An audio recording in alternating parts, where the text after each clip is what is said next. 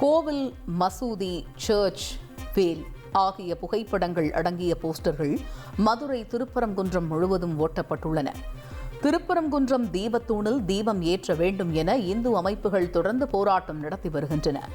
இந்நிலையில் தமிழ்நாட்டை காக்க வேண்டும் என்பன உள்ளிட்ட வாசகங்களுடன் போஸ்டர்கள் ஒட்டப்பட்டுள்ளன. போலி மருந்துகளின் கேந்திரமாக புதுச்சேரியை மாற்றிவிட்டதாக கூறி திமுக சார்பில் போராட்டம் நடைபெற்றது. சட்டமன்றம் முற்றுகையிடும் போராட்டத்தில் ஈடுபட்ட 100க்கும் மேற்பட்டோர் கைது செய்யப்பட்டனர். உயிர்காக்கும் மருந்துகளை போலியாக தயாரிக்கும் தொழிற்சாலைகள் புதுச்சேரியில் கண்டுபிடிக்கப்பட்டதாக குற்றச்சாட்டு எழுந்துள்ளது. இதை கண்டித்து நடந்த இப்போராட்டத்தில் பாஜக மற்றும் என்ஆர் காங்கிரஸ் அரசை கண்டித்து கோஷங்கள் எழுப்பப்பட்டன.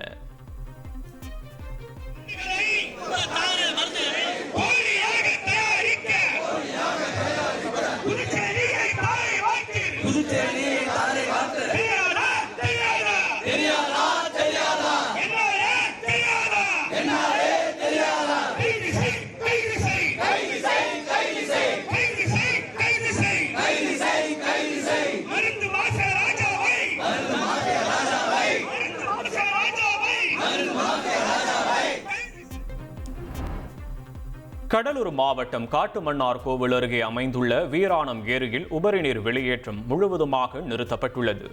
ஏரிக்கான நீர்வரத்து 241 அடியாக குறைந்ததால் இந்த நடவடிக்கை மேற்கொள்ளப்பட்டுள்ளது.